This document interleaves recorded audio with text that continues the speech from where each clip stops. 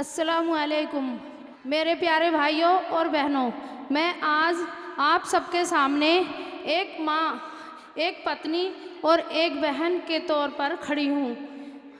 मेरे शौहर हाजी ताहिर हुसैन साहब पिछले 5 साल से सलाखों के पीछे एक बेगुनाह इंसान, जिसे झूठे इल्ज़ामों ने हमसे दूर कर दिया।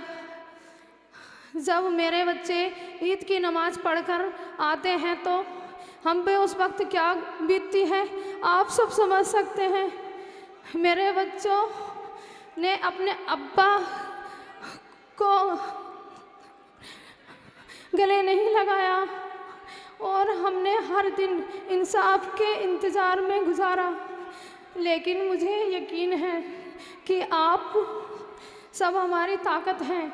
यह चुनाव सिर्फ सियासत नहीं, यह हमारी बेगुनाही, हमारे हक और हमारे वजूद की लड़ाई है।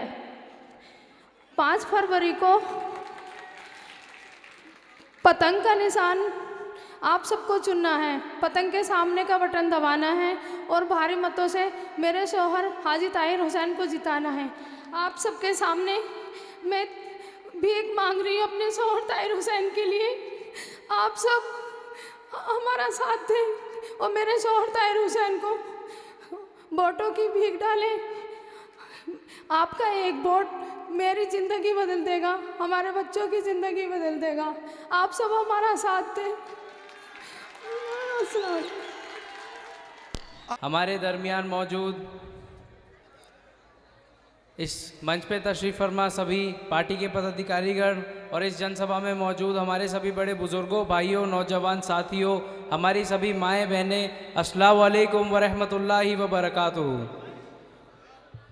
हाज़रीन इकराम, मैं आपके दरमियान आया हूँ अपने वालिद साहब के लिए वोट की गुजारिश करने।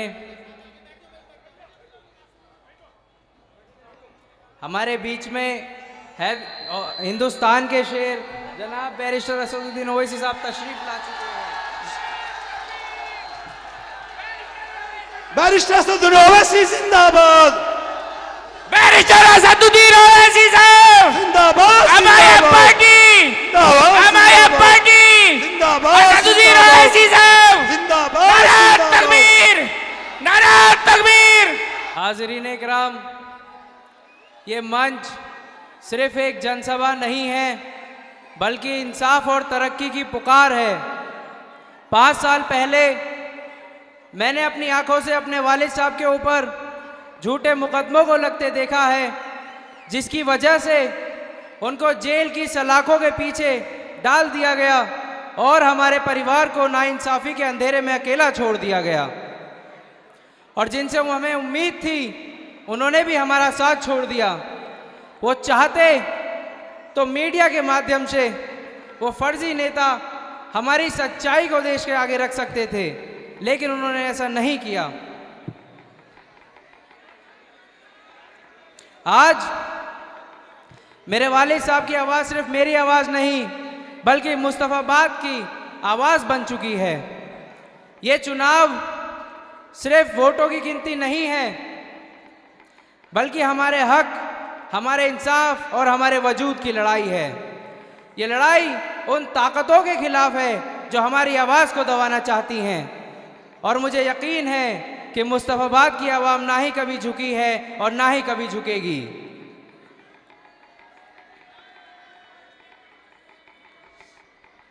हमारे साथ इस मंच पे बैरिस्टर जनाब असदुद्दीन ओवैसी साहब मौजूद हैं और उनकी मौजूदगी इस बात का सबूत है कि ये लड़ाई सिर्फ हमारी अकेले की लड़ाई नहीं बल्कि हर एक उस शख्स की लड़ाई है जो तरक्की, इंसाफ और बराबरी चाहता है।